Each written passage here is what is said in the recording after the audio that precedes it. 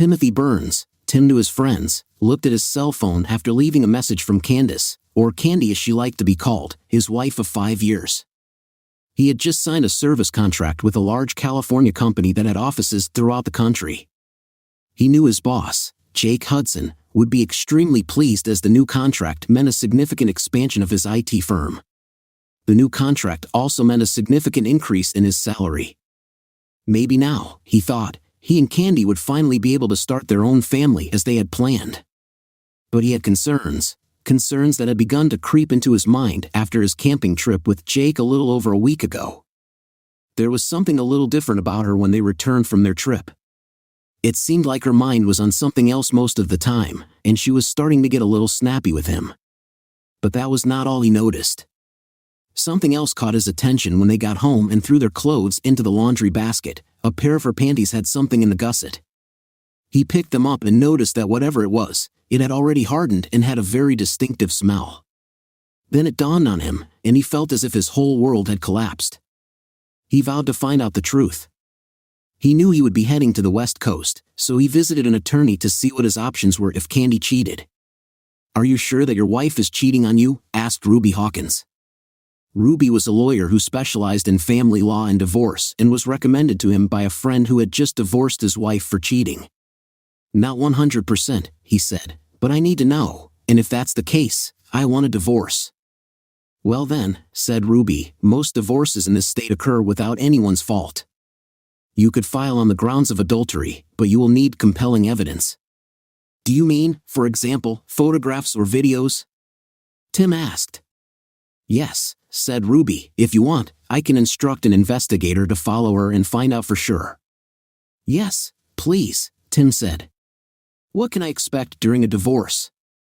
"Well, since she makes about the same amount as you do from your teaching job, there's a chance that we can save you from having to pay her any child support," Ruby said. "You don't own any real estate, and you don't have any children, so essentially it's going to be split 50-50ths. You keep your pension, and she keeps hers. Essentially, this is an even distribution of assets. If she cheats on you, we will use that as a basis and use whatever evidence we have to ensure a good outcome. I'll start the paperwork and we'll send it when we have the evidence, okay?" "Let's do that," Tim said. "I'll be out of town for about 3 days, so I think that's when she'll probably do it." He called her investigator, Marvin Johnson, and he suggested Tim install a tracking app on her phone. He also gave Tim a device to record phone calls on his landline and an audio recorder, which he hid in her purse. Tim hated doing this, but he had to know the truth. There were other clues as well. Ever since they'd gone camping, Jake seemed even more arrogant and condescending than before. It was almost as if he knew something that Tim didn't. He managed to hold out for a week, and Candy drove him to the airport, kissing him goodbye. "I'll call you this evening after dinner," he said. "Okay, honey," she told him. "Have a good flight." The first night he was away, he called Candy as promised and was a little shocked when she told him that she would be working as a waitress at the party Jake was throwing at his house that evening. According to Candy, one of the waitresses was sick, and Jake asked if she would be willing to fill in for her. He didn't know that Jake had any plans because he didn't mention anything. "He promised to pay me $150 for the evening," Candy said. "I could use some extra money since I won't be back to work until a couple of weeks later." He knew classes would resume soon, and she could really use some extra money, but something wasn't right about it. "Really?" Tim asked. "Okay, go ahead, but be careful and tell me about it tomorrow, okay?" "Okay," she said. "You know that I love you, right?" "Yes," he said. "And I love you too. Good night." He finished the conversation, but a knot began to twist in his stomach. He called the investigator. "I just wanted to let you know that Candy was asked to waitress at a party at Jake Hudson's house," Tim said. "Okay," said Marvin. "We succeeded. I'll forward you everything we find out." "Thank you," Tim said, ending the conversation. The next day, he called Candy on her cell phone but received no answer. He also called his home phone but only got an answering machine. Of course, she didn't spend the night with Jake, he thought to himself. However, his hopes were dashed when he received an email from Marvin that same day. Candy spent the night at Hudson's house and she is still there, the email said. And she was very busy the night before. I've attached a couple of photos, but I want to warn you that they are quite graphic. I will give you my full report when you return. Tim opened the attachments, and his heart sank. His beloved wife, with whom he lived for 5 years, had sex with 3 men. Men he had once considered friends. His hands began to shake, and tears began to flow from his eyes. He couldn't believe what he was seeing. He tried calling her again, but it went straight to voicemail. He also tried to call his home phone, but only got an answering machine. He didn't leave any message and went to the hotel bar to drown his sorrows. The next morning, he checked the tracker and found that Candy's phone was still at Jake's house, which meant she was probably still there. Marvin confirmed this assumption with an email that contained 2 more photographs of his wife. The nature of the photographs was the same as the previous ones, but with 10 men, including Jake, his son Mike, and 5 more employees of Jake's IT company. He had once considered all these people to be reliable colleagues, but that was no longer the case. He didn't recognize the other 3 and assumed they were Mike's friends. He completed his business with the California client and, contract in hand, checked out of the hotel and caught an early flight home. He caught a taxi at the airport and noticed that Candy's car was missing. When he arrived home, checking the tracker, he saw that her phone was still in Jake's house. He went inside, changed his clothes, and called Ruby's office.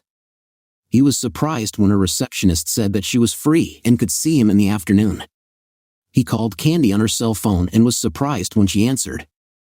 She seemed out of breath when she answered. "Hello," she asked. "Hi, it's me, Tim," he said. "Where are you?" "I'm home, just finishing up a few things before class starts," she said.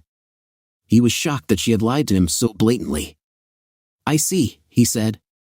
"Well, I'm done here in California, and I'm heading home." "Oh, okay," she said. "I missed you so much. Call me when you land, and I'll pick you up at the airport." "No, don't worry," he said. "I'll take a taxi. Bye." He ended the conversation and wondered if she noticed that he didn't tell her that he loved her or that they would see each other later. Shaking his head, he left the house and went to visit Ruby. Candy looked at the phone after Tim ended the call. He always ended his calls by saying he loved her, but this time he didn't.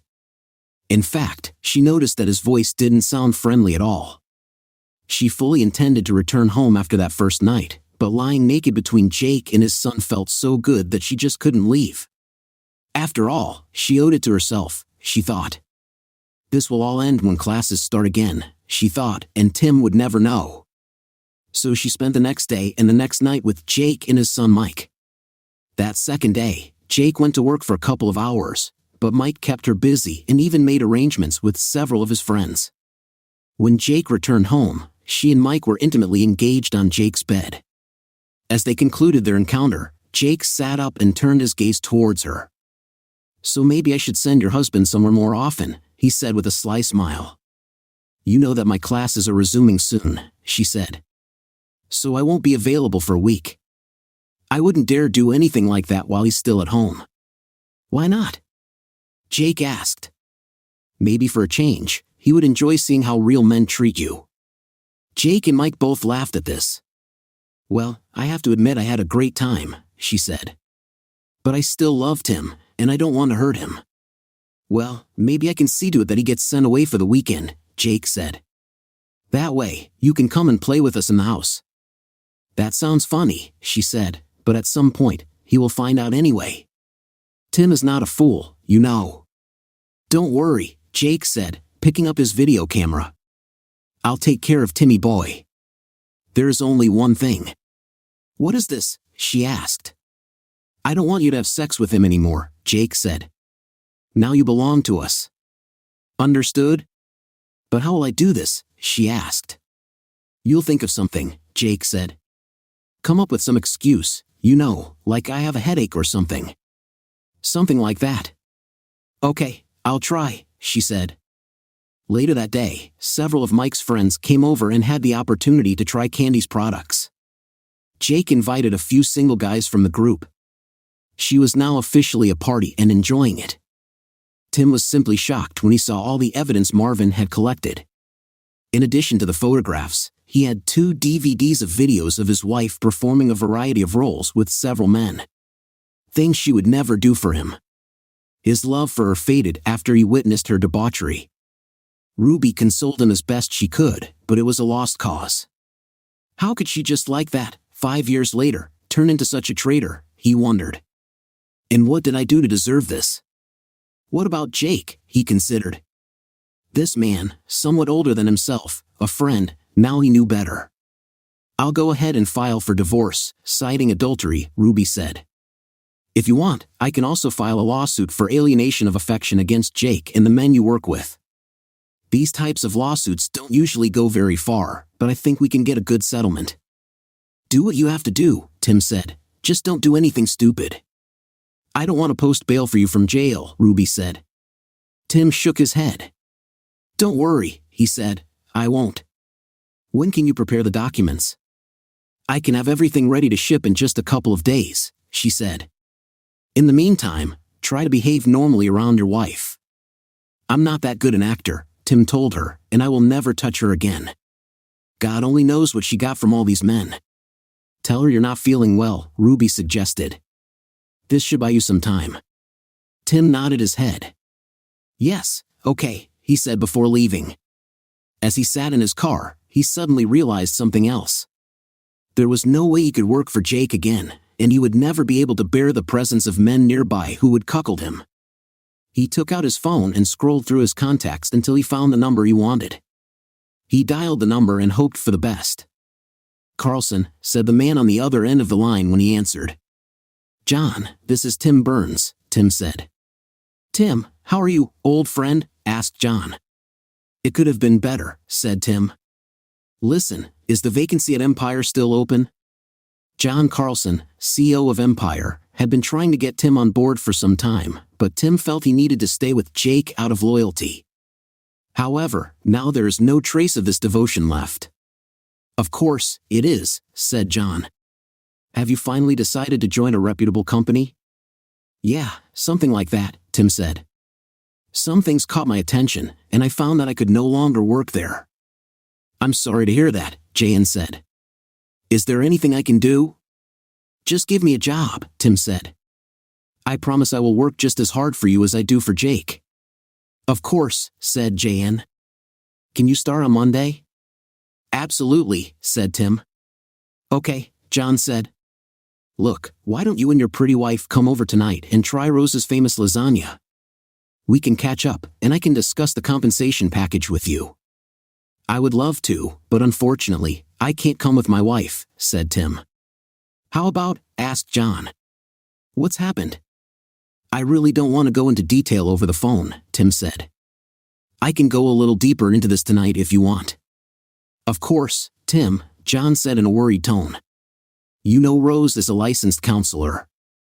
Maybe she can help you if you want. That actually sounds good, John. I appreciate it, Tim said. Okay, Jan said. I'll call Rose and let her know. Do you think you can come in at, say, 6:30 p.m.? Of course, said Tim. Today at 6:30. Thanks again, buddy. With pleasure, said John. They ended the conversation, and Tim felt as if a huge weight had been lifted off his back. He started the car and headed home.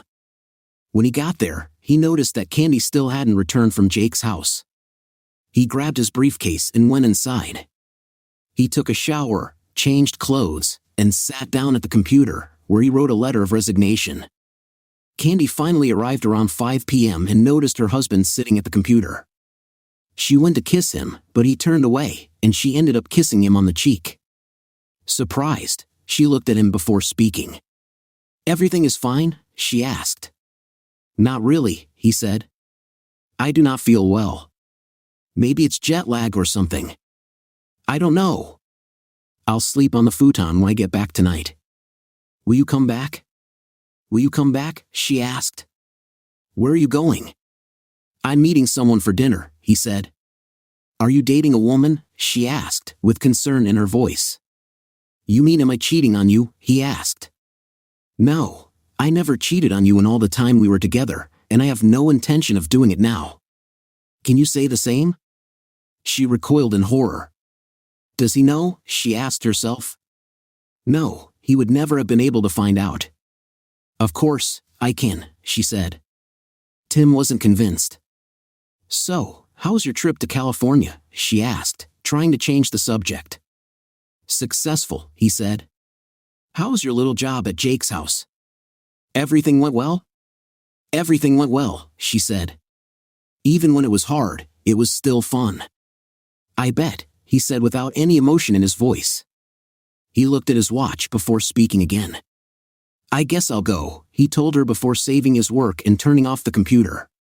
He stood up, walked past her without saying a word, and headed to the master bedroom, where he changed into something less casual. When he came out, Candy was sitting on the sofa. How long will you be gone? She asked. I don't know, he said. Do not wait for me. Bye. He grabbed his keys and headed to the door. She couldn't help but notice that he didn't kiss her or tell her he loved her. He always did this when he left the house. Seeing his car drive away, she picked up her home phone and called Jake, unaware that her conversation was being recorded. Jake, I think he knows something, she said. What makes you think that? Jake asked. He didn't touch me at all, she said. Usually, he always kisses me and says he loves me, but he didn't. He seemed so cold, and he just left, saying he had an appointment for dinner. Jake asked. He didn't say with whom, did he? No, he didn't, Candy said. What if he knows? What if he plans to leave me? So what if he does? Jake grinned. You can always come and stay with us, and don't worry about Timmy boy. I will make him run so much that he will hardly ever be home. But I don't want to lose him, Candy exclaimed. I love him. Jake laughed out loud. Yes, you've shown us all how much you love him over the past 2 days, haven't you? Jake asked. It's not funny, Jake, she said. I know what I did to you guys, and yes, I liked it, but I still love him. I don't want to lose him, Candy said. Yes, exactly, said Jake. Look, let him get this out of his head. After a while, he will come on board. And if he doesn't, well, we can do something about it too. You're not going to hurt him, are you? She asked. Not in many words, Jake said. We just have to show him how things will be from now on. And you will help this happen. What? Candy asked in shock. When the time comes, you will help us explain everything to him. Remember who you belong to now. I'm sure you wouldn't want the school board to see the video footage we have of you, Jake threatened. You wouldn't dare, Candy said. Oh yeah, but I'd love to, Jake said. I have a video of you on a hike and a lot of videos of you in very compromising positions. Your ass literally belongs to me, so you need to keep little Timmy in line. Feeling trapped, Candy gave up. Okay, Jake, she said, but don't hurt him. Jake chuckled over the phone. Yes, as you say, he said, ending the conversation. Tim drove up to the large 2-story house where John and Rose Carlson lived. He got out of the car, grabbing a bottle of wine that he had picked up on the way. John opened the door as he rang the bell and graciously accepted the wine. Come in, Tim, he said with a smile, and thanks, this will be put to good use tonight. John led Tim to the dining room where Rose was waiting for him with her lasagna. Tim, please meet my wife, Rose, John said. Rose, this is Tim Burns, our new customer service representative. Tim shook Rose's hand while John opened a bottle of wine. Nice to meet you, Tim, Rose said with a smile. I'm glad to meet you too, Mrs. Carlson, Tim said. Please, call me Rose, she said. Mrs. Carlson sounds so official. They took their places at the table, and Rose served lasagna on plates while John poured the wine. Tim had never tasted such delicious lasagna and expressed his gratitude. This is the best lasagna I've ever eaten, he said. I'm glad you like it, Rose said. This is one of my signature dishes. So, Tim, I don't want to pry into someone else's business, but I'm curious as to why you decided to break up with Jake so quickly, John said. Tim nodded his head before starting. Yeah, something happened. Please, Tim, tell us about this, Rose asked. Tim took a moment to collect his thoughts before telling them the story. Damn, John said, It's chilling. I sympathize with you, I really do. Something similar happened to me, but the circumstances were completely different. So what are you going to do now, other than change jobs? I've met with a lawyer, and I'm filing for divorce, Tim said. My lawyer says it will be a pretty much even split. What about counseling? Asked Rose. Did you think about that? This has gone too far, Tim said. I don't know what hit Candy. It's like she just flipped a switch and suddenly became A. I never thought she would have the strength to do this, John interjected. How do you cope with all this? Asked Rose. Not too good, Tim said. My lawyer says that I should try to behave normally around Candy, but it's very difficult for me to do this right now. I can't even look at her. Maybe you should see a psychologist, she said. I can do it, Tim said.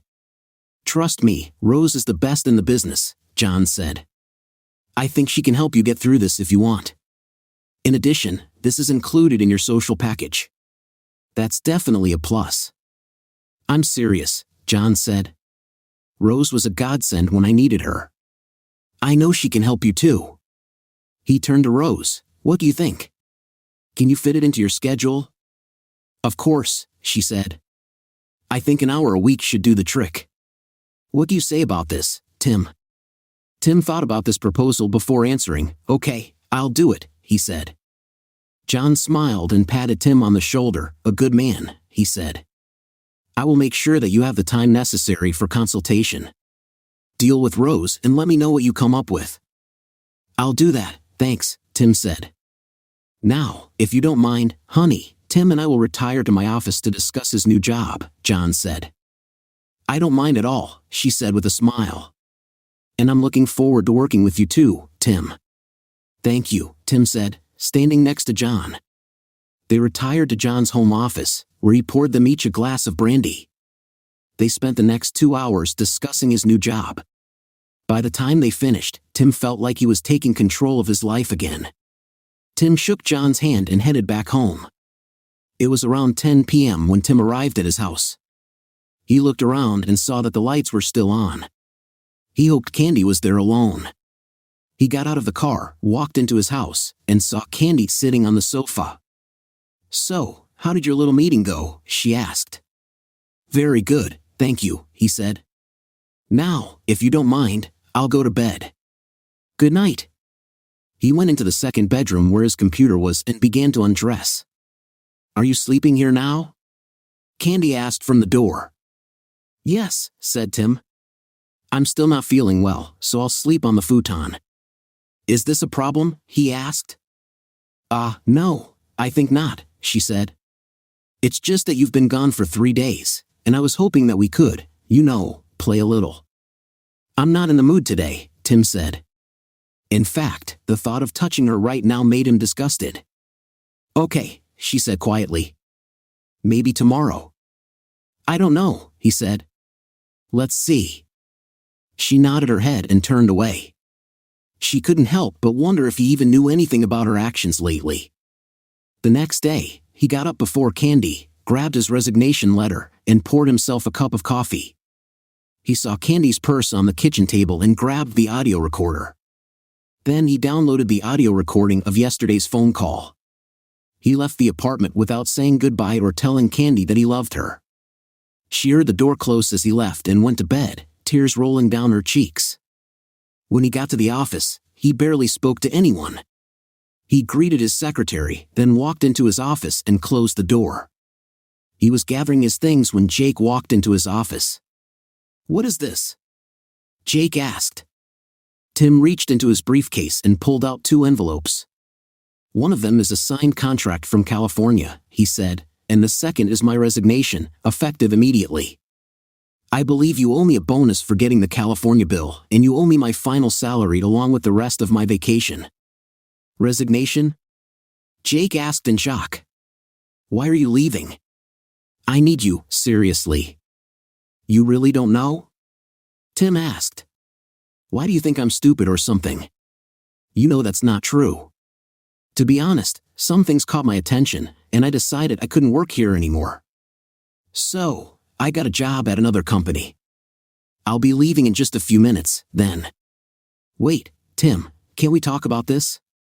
Jake asked. Tim shook his head. There's nothing to talk about, Jake, Tim said. I'm over it, finished. I considered you my friend, but you stabbed me in the back and ruined my marriage. You can find someone else to collude with. So, that's the situation, Jake remarked. Just to be clear, your spouse was quite receptive to intimate relations with me. We shouldn't allow such matters to jeopardize your professional path. Perhaps it's best to adapt to the circumstances for a time.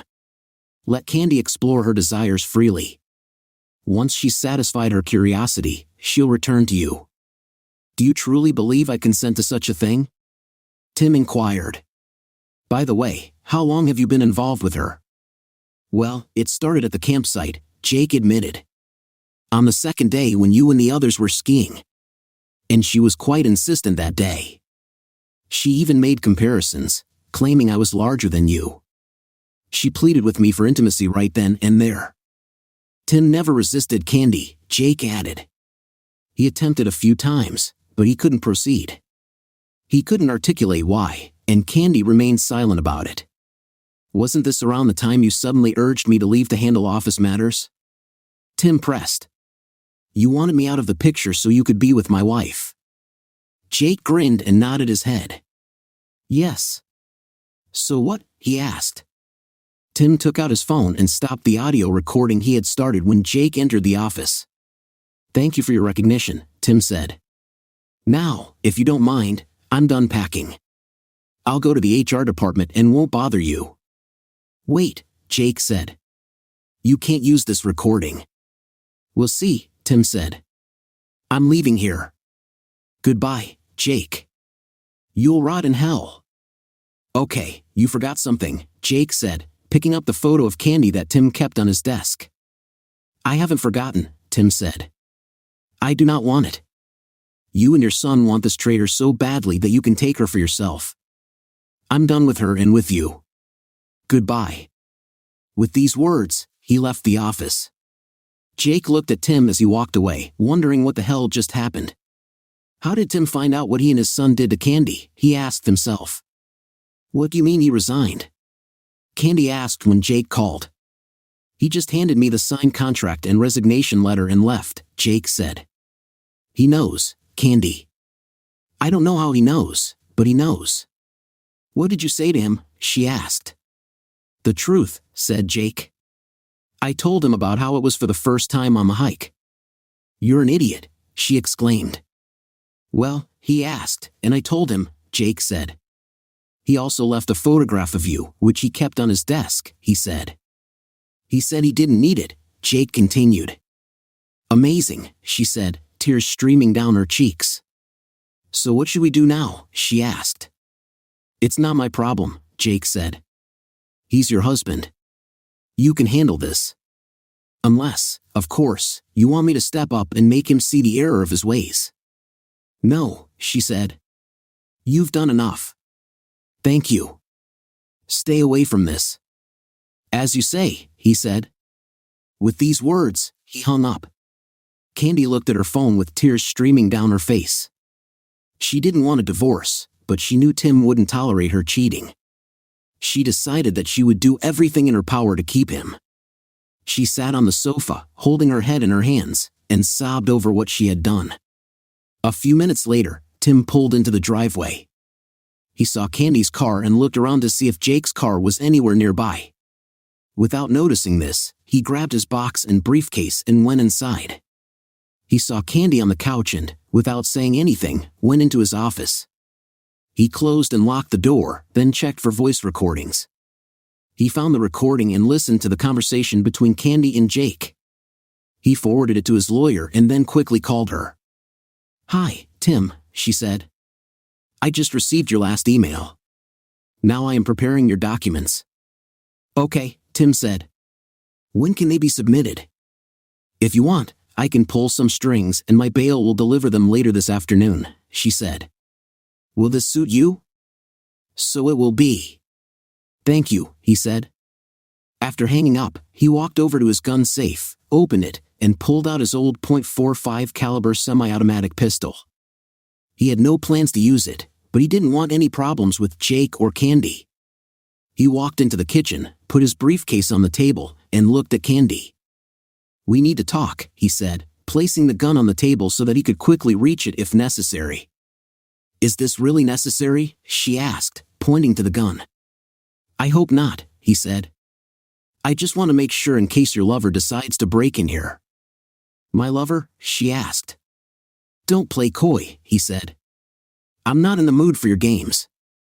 Now sit down. We need to discuss something." She sat down, scared, not knowing what her husband was going to do. "First things first," Tim said. "Later today, someone will come by and give you the papers." Candy recoiled in shock. "Divorce?" she asked. "Why?" "I don't want a divorce. I love you." Tim said, "I know everything about you, Jake, his son, and everyone else you've been having fun with the last few days. So I filed for divorce on charges of adultery." "Adultery?" she asked. "You don't have any evidence of this." Tim smiled, taking out an envelope.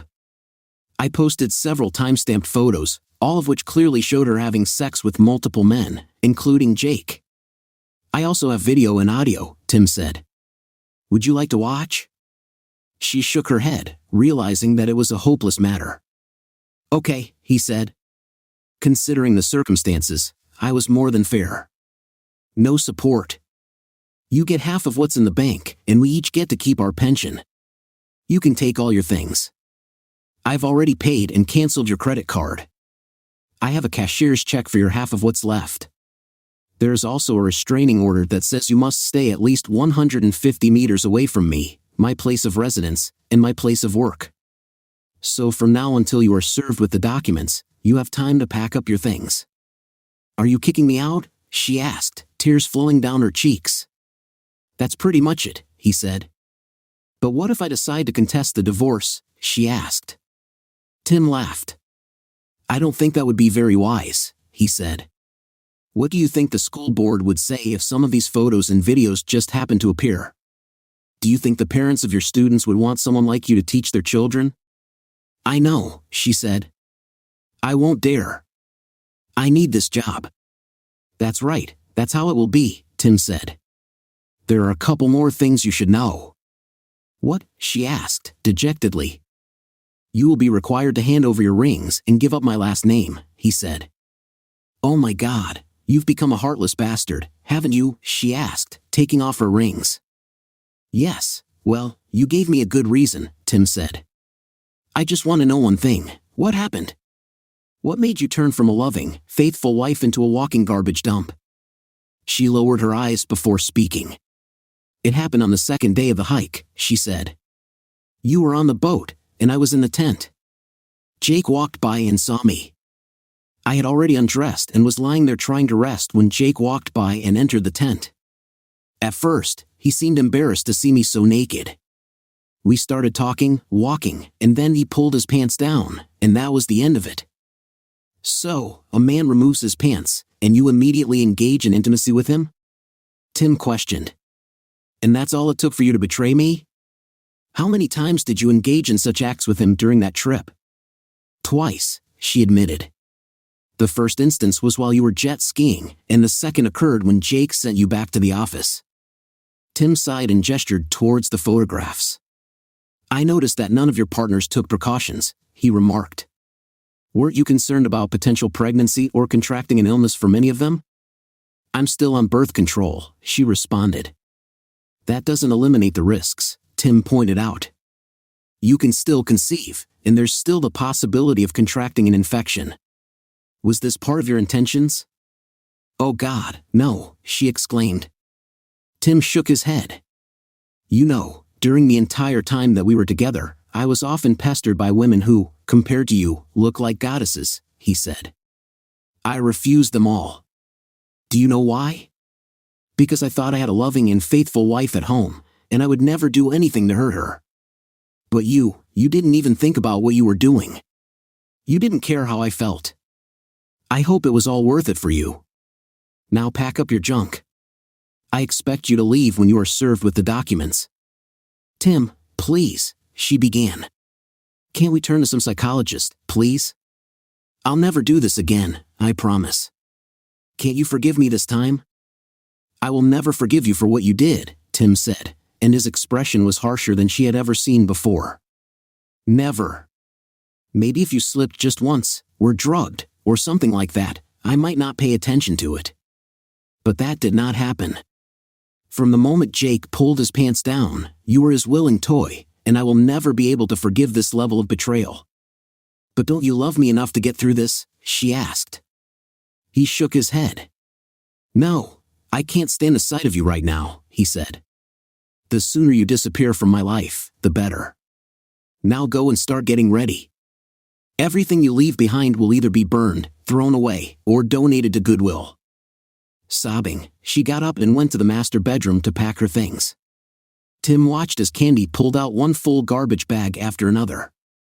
She stopped and looked at him. Can you at least help me carry this to the car? She asked. No, said Tim. It's your trash, you deal with it. And remember, everything you leave behind will either be burned or thrown away. This includes photographs and your wedding dress. Would you burn my wedding dress? She asked. My parents paid thousands for this dress. Well then, you better take it if you don't want it to burn, Tim said. Sobbing, she carried the bag to her car and returned for another. Damn it, Tim asked himself, how much junk does she have? A couple of hours later, she sat down on a bale, exhausted. I can't fit anything else in the car, she said. Can I come back later for the rest, please? No, said Tim. You will not be allowed closer than 150 meters to this place. Ask your parents if they can come pick them up. If you want, I will refrain from throwing anything away for a few days. Thank you, Tim. I appreciate it, she said. Oh my God, I was just wondering, what am I going to tell my parents? Try telling the truth for a change, Tim said. Tell them you cheated on me with my boss and others, and I'll throw you out, seriously.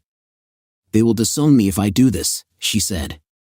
It's not my problem, Tim said, but I guarantee you it will be much worse if you try to make me out to be the bad guy or make it look like one. You know how your parents feel about lying. Around this time, there was a knock on the door. I think this is for you, Tim said. Candy walked slowly to the door and opened it to reveal the deputy sheriff. Candace Burns? He asked. She nodded her head. It's me, she said. Do you have any identification? He asked. She took out her driver's license and showed it to him. After examining them, he returned them to her and then handed them the envelope. You've been served, ma'am, he said. There is also an injunction that requires you to vacate the premises immediately. You can sign the divorce papers now if you want. She nodded her head and took out the divorce papers. After looking through them, she asked for a pen and signed the papers.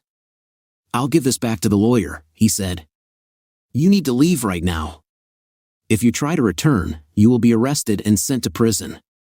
You understand? Yes, she said, and tears flowed down her cheeks. She looked back at Tim.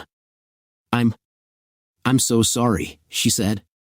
Yeah, me too, Tim said.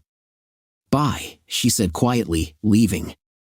The deputy looked at Tim and nodded his head before walking away. The next few days were hectic for Tim. Candy never tried to contact him, but Jake called his home phone twice and left threatening messages. Damn it, Tim, I know you're there, he shouted. If you don't drop this lawsuit, I'll come and kick your ass.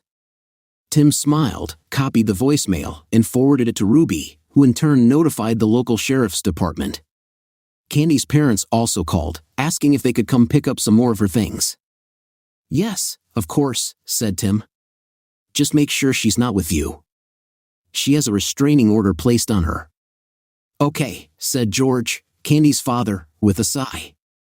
When she and Candy's mother, Bernice, arrived, they took what Candy had left behind and used the time to convince Tim to call off the divorce. Tim, she made a mistake, Bernice said. Of course, you can forget about what she did and take her back. She's crazy about you. What did she tell you, Bernice? Tim asked. She said she had a fight with your boss, Bernice said. And that's all? Tim asked.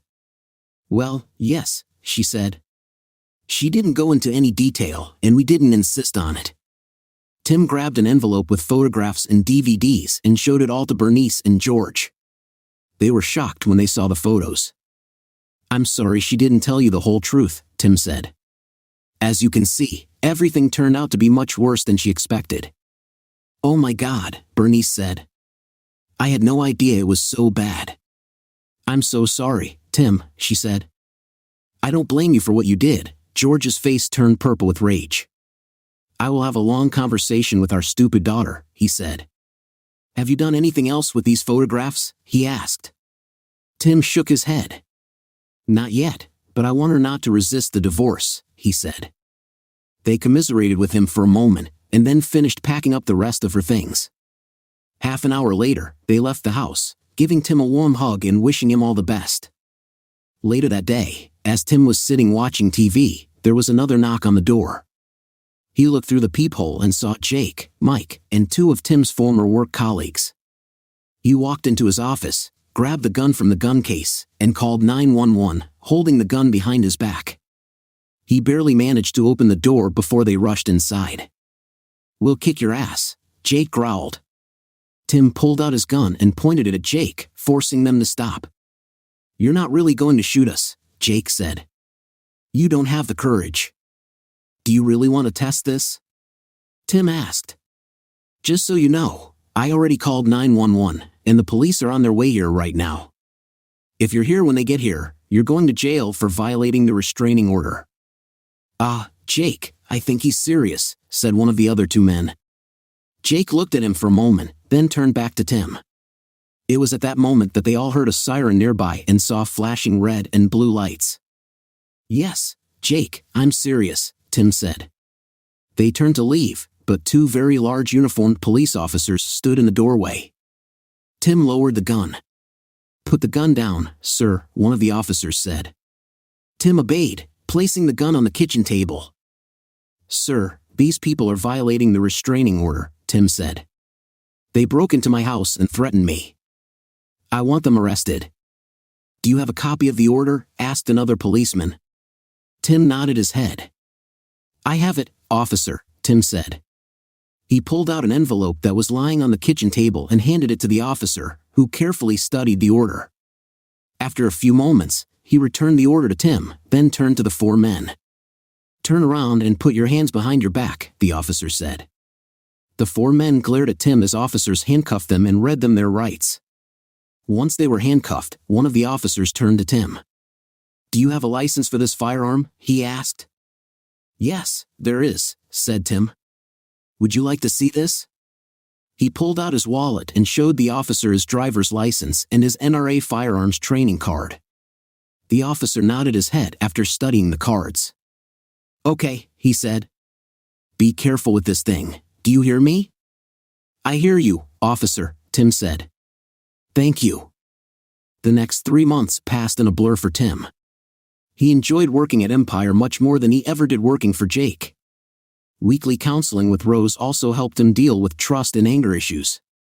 At the same time, he joined a gym and worked out 3 days a week. He also began taking martial arts classes, more for mental discipline than anything else. On top of that, he took a course in diet and exercise that Rose recommended to him. The divorce went through the system with ease, especially since Candy didn't contest it. However, alienation of affection lawsuits were somewhat different. Ruby warned that they might eventually be fired, and 2 of them were. However, the case against Jake surprised both Tim and Ruby. After hearing testimony and reviewing the evidence presented by Ruby and Jake's financial statements, the judge ruled in Tim's favor and ordered Jake to pay $1 million in damages. At the end of the trial, he didn't have kind words for Jake. "Mr. Hudson, your conduct in this matter is beyond praise," the judge said. "You not only took advantage of a man who considered you a friend, you abused your position as his employer to deliberately destroy his marriage and family. I also noticed that you have repeatedly violated the restraining order against you. I, therefore, find in favor of the plaintiff and order you to pay compensation in the amount of $1 million. "Your Honor, this is highly illegal," Jake's lawyer said, standing up. "Mr. Winthrop, this court finds Mr. Hudson's conduct not only unlawful but absolutely disgusting. The decision stands, the judge said. When should this restitution be made? Asked Winthrop immediately said to the judge, unless, of course, your client chooses to spend some time in jail for contempt of court.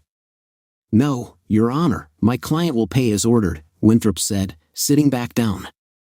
Okay, said the judge. And God help you if that check gets rejected. Case is closed, he banged his gavel, ending the hearing. Jake wrote out a check and gave it to his lawyer, who gave it to the bailiff. After the judge took note of the check, the bailiff handed it to Ruby, who in turn handed it to Tim. To Tim's surprise, the check did honor the bank, and it paid Ruby her share of the judgment. While working at Empire, Tim was contacted by several of Jake's clients. Word of the lawsuit seemed to spread around the world, and a number of companies were leery of continuing to do business with someone who was intentionally ruining another man's marriage. In their opinion, a person who would deliberately destroy a friend's marriage simply cannot be trusted. The way things were going, Tim believed Jake would go bankrupt within a year. All this time, Tim refused to go on dates, although several very nice women from the company approached him. In his opinion, he will be a married man until he receives his final divorce. Once this happens, he will be free to continue the relationship, but not before.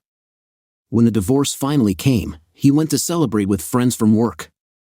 A couple of months after he finalized the divorce, Candy's mother called him. Tim, this is Bernice. Do you have a few minutes? She asked. Of course, Bernice, he said. What's happening? This is Candy, she said. She is HIV infected. She just received her test results. I'm sorry to hear that, Bernice, Tim said. But to be honest, I'm not surprised. Besides, we're officially divorced now, so there's nothing I can do about it. She is not covered by my insurance, and I am not responsible for her. I know, Bernice said. I was just hoping that maybe you would understand it deep down and talk to her a little. Well, I think I can, but I don't know what good it will do, he said. Please, just come and talk to her for a few minutes, Bernice begged. Tim thought for a moment before answering. Okay, he said. I'll come in for a few minutes. Thank you very much, Bernice, said Bernice. Tim drove up to Bernice and George's house and was shocked to see how thin and frail Candy looked. She walked towards him, but he waved her away, saddened. She sat down and invited him to sit on the sofa. You look good, Tim, she said. Better than I remember. How are things going with you? Okay, Candy, he said. New job, new friends, new outlook on life. How are you doing? Not good at all, she said. You know that I'm HIV infected. That's what your mother said. I'm sorry to hear this, he told her. But to be honest, I'm not surprised. Do you know when you became infected? I think it was one of the days I spent at Jake's, she said. That day, I had a lot of unprotected sex with several men. Does Jake know? He asked. She shook her head. Not yet, she said. I'll have to tell him so he can get tested too. I'm sure he won't take it well. No, probably not, he said. Look, Tim, I just wanted to apologize to you one last time and hope that maybe you would understand it in your heart and forgive me for what I did to you. I now realize that my actions ruined many lives. I could have said no at any time, but I didn't. I was stupid and greedy, and I let my hormones get the better of my rational mind. And now I'm paying for it.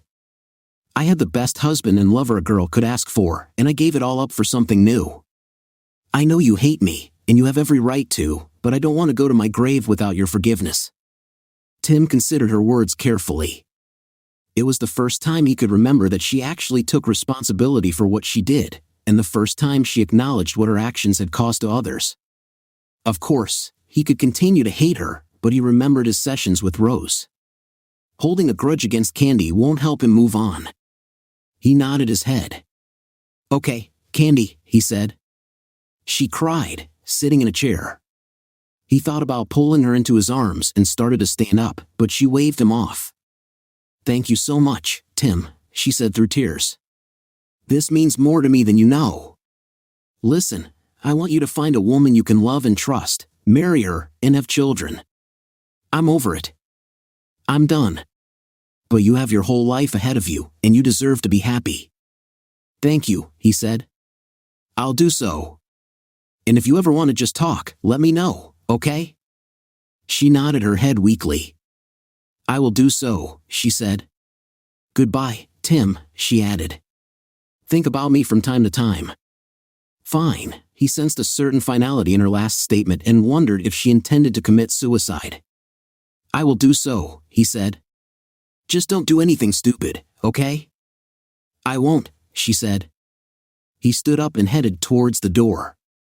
Bernice approached him before he left. "Thank you, Tim," she said, hugging him. "It means more to her than you think. And for me too." "You're welcome, Bernice," he said. A couple of weeks later, Tim was sitting on his couch eating dinner and watching the evening news when he heard a report that caught his attention.